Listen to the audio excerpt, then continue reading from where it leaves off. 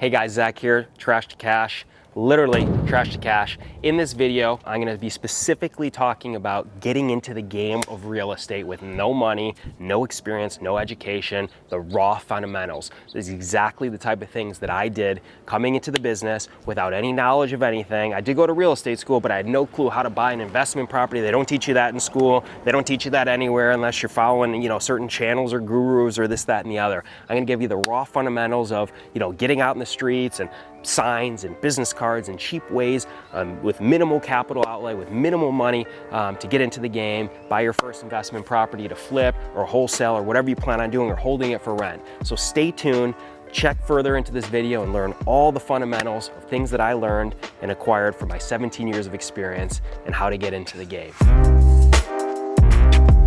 So let me start out of this. Here's an actual acquisition that I've acquired recently, and how did I find this property?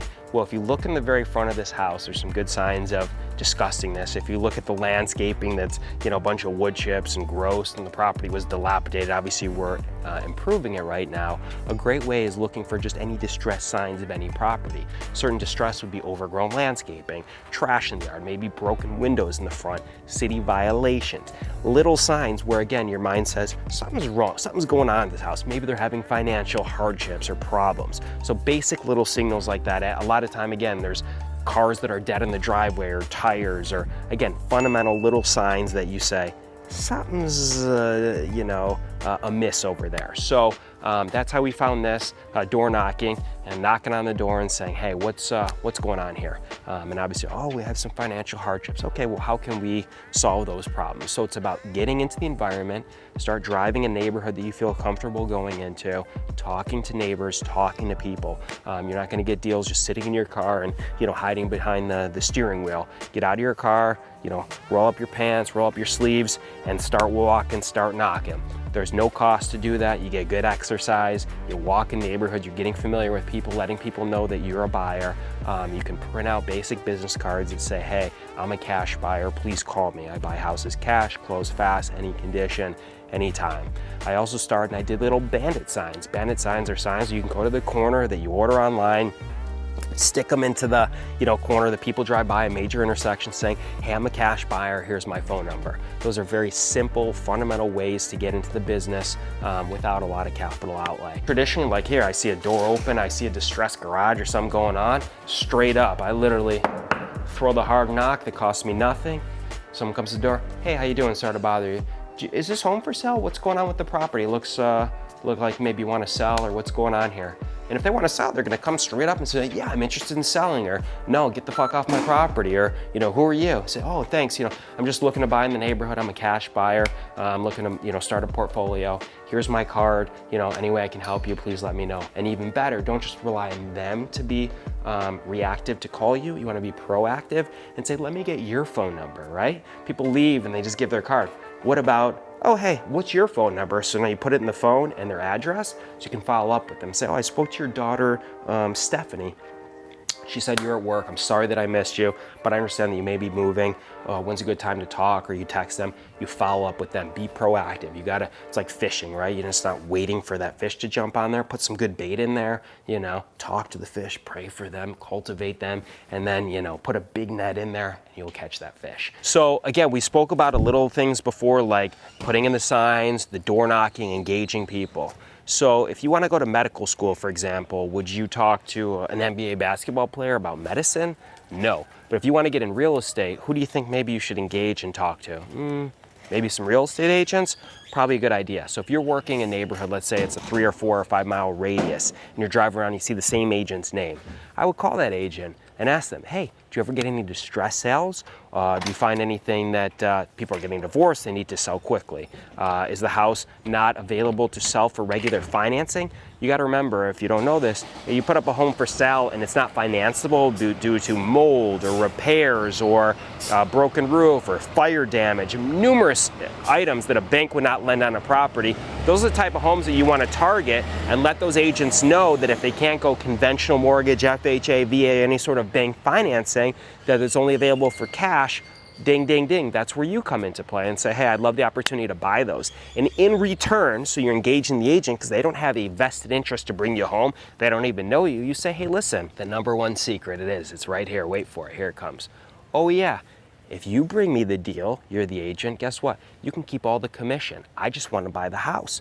So now they have a huge vested interest to say, Zach, I'll bring you all my deals, because wait, instead of me making 3%, which is a traditional real estate commission on the sell side, you're now going to give them the buy side commission of 3%. So now they're making 6%. You're waiving your commission. So now I'm licensed, I give it up. But even if you're not, you say I could bring in a realtor, but everyone knows a realtor. If you don't know enough people. Make sure you know one. But the point is to make sure that everybody comes out as a win. Your goal is to acquire the property. Your goal is not necessarily to make the commission on the deal. If you're not an agent, you're going to be a principal or an investor and you want to buy the house. More money is made by flipping or retaining the property than on just the 3% commission. So be wise, be diligent, make sure you give them a vested interest in bringing you the asset by giving up that commission, because again, your eye is on the prize. Your eye is just on getting the house, not the 3%. You want to make 10%, not the 3%. So macro picture, give up a little to make more. Tip of the day, great secret. Going back to the different strategies, all of a sudden you got the contract, you're good to go, you open escrow. Now you're making the decision, how are you gonna fund this deal? Okay, you got a lot of different options. OPM, other people's money, private financing from individuals or from a private hard money lender, or of course a bank, a JP Morgan, a Chase, or any loan in your area. One of the ways I built my business was OPM, other people's money. So you can structure an equitable strategy. Equitable means like profit sharing strategy that you can utilize, which is private capital, to use friends, family, whose ever money. You create a contract, you create what's called a deed of trust, to take their money to protect them with the asset. And I'll talk about that longer in the financing sections. But again, you're gonna partner with somebody to use the capital. You're what's called the human capital. You're using all your time, your energy to source and find the property and close on it, and you're using somebody else's physical money to close on the deal. And you guys split the profits according to whatever arrangements you like. I typically like a 50-50 model, but you're doing all the sweat labor, which is called human capital, sweat labor, etc. You could also go and let's say you're out of college, you've had a steady job, you don't own your own home, primary home yet, or any mortgages, and you have good debt to income, you can qualify for a regular mortgage. So you can go to the bank and say, hey, Zach Kepes here, I'd like to qualify for a mortgage. Make sure you do all the underwriting, you have tax returns, you have good stable income, you don't have a lot of credit card debt, car debt, etc. How much can you qualify for? You can traditionally use that to buy a house, but you got to remember, you always want to get everything set up before. I wouldn't start scrambling once you get the asset. You want to set up money or tell people, here, this is my game plan. You don't want, it's like putting the cart before the horse. You don't want to have the house and then start scrambling for financing. You want to have financing ready to go before. Let's assume that you used OPM, right? You call your friends and family, and this home is, let's call it $160,000. You just raised $180,000. So you have $160,000 for the acquisition of this property, and now you have $20,000 delegated for the remodel. Let's step inside and see what happens. Let's assume we just closed on this property, okay? I just got out of title. They called, Zach, we just recorded. It's a beautiful thing. I'm excited. What's the first thing you do? Well, hopefully you already went out to the property to make sure that it's safe and sound and the house wasn't vandalized while I was in escrow. So before you close, you just make sure that the property is stable and there's no vandalism or headaches or major catastrophes before you record. So before you tell title, hey, record, I'm ready to go, do your final walkthrough. Then as soon as it records, the first thing you do is not run back out here, it's make sure your insurance is in place so that if something does happen during your ownership time, you and your investors and everyone else are protected in terms of insurance. Now you got your property, you close, you got your deed, you got your insurance. Now what happens? Let's step inside for a second. We just closed, we're rolling in. Here's the acquisition, and you better have your crews and your boys lined up ready to go, because time is money. Time is money. So the first thing that happens is obviously demo and getting the place cleared out and ready to go. So you're gonna have crews, you're gonna have contractors, hopefully you know somebody in that space also ready to go. Just like money, you don't wanna close and then start winging a game plan. The game plan is turn the property as fast as possible. If you're gonna flip it, make sure your crews and your demo guys are you're there yourself, banging it out, getting the thing stabilized and ready. And then you start the remodel, the putting it back together, portion of the property, and getting the whole game plan, ordering the cabinets, the materials, the paint, have everything ready to go. You don't want there to be any delays in anything. So if you have your longest lead time on something, let's call it granite, for example, which is a custom order, make sure that you get that kitchen ordered right away with the dimensions. You can bring that to your granite guy, so the same day the kitchen comes in, the granite guy can come out and get that installed. As well as appliances, lead time, get everything laid out so that there's no hiccups, there's no delays, because every day it sits here, you're losing money, you're not making any money. If you're gonna rent it, you're missing $40, $50 a day, whatever your rent yield may be. When I say yield, I mean your return on your investment. So again, you wanna be as organized as possible. You never wanna leave anything to chance. You don't wanna wing anything.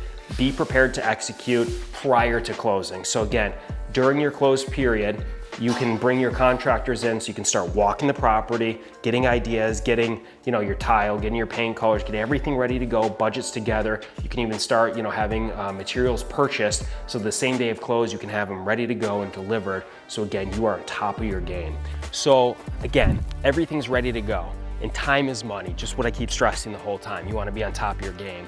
So as your property's in escrow, you have pictures of it, you can start thinking about the remodel while at home, you put them up on your big screen. You can't see the trees when you're in the forest, but when you step out of the forest, you can see the trees better. Same thing, you take the pictures of the property, you go home, you digest. Again, you're putting your budgets together on Excel spreadsheets, so you're on top of your game, you're organized even prior to closing. Simultaneously too, you wanna let people know you're marketing them. As much as you're ready for the rehab, simultaneously you're letting people know coming soon. Maybe you have your sign out front that says, new remodel coming soon for sale or for rent, whatever your exit strategy is. You always want to be thinking 4 steps ahead of everybody else.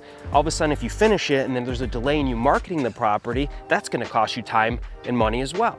So at the end of the day, I'm always taking pictures, I'm talking to neighbors. Hey, do you have any friends or family that wants to live right next to you? That's huge, because if you have the opportunity to live by family, maybe some people say, fuck no, I want my family to live 10 miles away. They have some level of dysfunction, that's cool. But a lot of people would want to choose their neighbors. And so you let them know, hey, my name's Zach, I just bought the home next door. By the way, if you see any vandalism, you call me.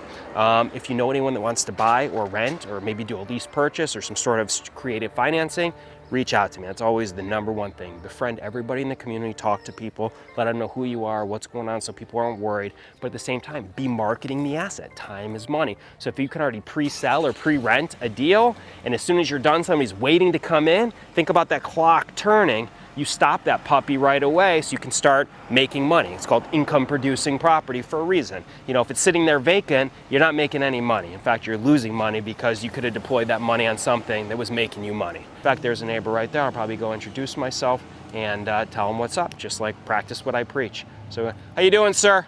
I just want to introduce myself. I just bought this property. Yeah, how you doing? I'm not going to move in there. I'm an investor, but cool. just want to say hello, Zach. Yeah. Good to meet you. Zach, how you doing? Good.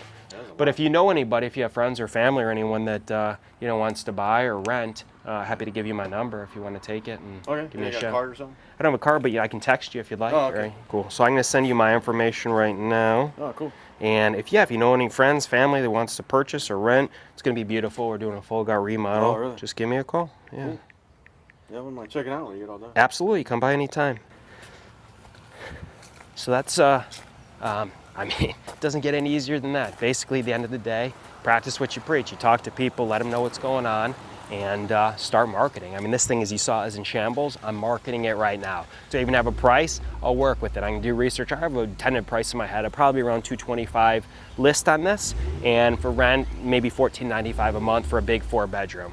So, always got to be ready. Think about pricing in advance in terms of what your yields are going to be, what your acquisition and your remodel costs are, to make sure that if you're going to give a number to somebody, because it's waiting for them to say, how much? So be prepared when you're out there to stick to your numbers too, so that you can execute properly and not retrade or mess around with people. So ideally, he's got a family member or a friend that's ready to go. He's going to say, wow, these guys are doing great work. I've been watching the progress myself because he's the neighbor, and he is self-promotion. And what does that cost, by the way? I'm going to do a direct sale ideally with somebody, and you're saving 3% on commissions. 3% of $225 is $7,000 roughly. So if I have a direct buyer from a referral, that's an extra $7,000 that I was planning on paying out as a commission, but it's cushioning if he brings somebody, or it's also a negotiation tool to take off that money and give somebody a deal and give them a discount. But don't get me wrong, I love paying agents. They're an intricate part of my business. I always want to incentivize people to bring me deals and also sell my deals. So again, if that happens, it's just icing on the cake, but it is what it is. Okay, so we are in the middle of progress. We're in another Zack acquisition. In your case, an acquisition. Mine are acquisitions. Yours could be Dan acquisitions or Christina's acquisitions or whatever you want to call it. But again, remember how I talked to you about prospecting before and calling agents on the buy side and hey, tell me about deals that are coming. Guess what? The same deals that you buy, remember those people. Remind them, hey, you got one coming to market now. So you're going to give them the lead, which is a value add to that agent. So the same people that you're networking with on the acquisition side, you want to stay in touch with them on the disposition side, because those are the same agents that are working the neighborhood. Remind them, hey Joe, hey Stephanie, that house that I just acquired, I don't know if you recall, but it's such and such address. It's coming to market, ETA is 2 weeks from now. Love for you to come by, see what we're doing, and then top of mind. They forget about you. If you don't hear from somebody, or you're not calling your friends, or you're maintaining your relationships, you kind of go to the bottom of the list. So you always want to be top of mind. So same technique applies. Maintain those relationships with those same people and top of mind. Hey, I got this house, come check it out again. Do you have a tenant? I'm happy to do a lease purchase. Here's what the terms will look like. I'm gonna sell it. This is gonna be my sales price. So all of a sudden, don't just call one person, call 50 people. And with limited inventory in certain markets, you're gonna move that. And again, the faster that they move that, the more money you're gonna make long-term because it's not gonna sit vacant, and you can then take those same dollars, and if you have OPM, other people's money, or banking money, whatever it is, now you're gonna pay it back, and then you can replenish for the next acquisition. So again, be prospecting on not only the acquisition side, but be marketing and be proactive in selling or renting your assets as soon or even before you have them. There's many homes that I may have pre-sold before I even closed on them, or maybe have pre-marketed and said, hey, I'm closing on this date. Here's the time frame for construction. I can have you move in on this day, and here's the timetable. And stay in touch with those people, keep them abreast of what's happening. Communication is key in all relationships and all your investments. Let everybody know what's going on. Hey, we're ahead of schedule. Hey, we're behind schedule. Hey, do your inspection on such and such day. People like to be communicated with, kept in the know, and long-term that's gonna prevail very well for you and your company. So I appreciate you watching these videos. This again is Zach with Zack Ventures, turning trash to cash. I hope that you found the whole, how to acquire and stabilize and sell or rent these assets very engaging and informative and educational for you. Please let me know what other videos you'd like to learn about or any information that's pertinent to your business in real estate. I'd love to help, and go crush it. Trash to cash, signing out.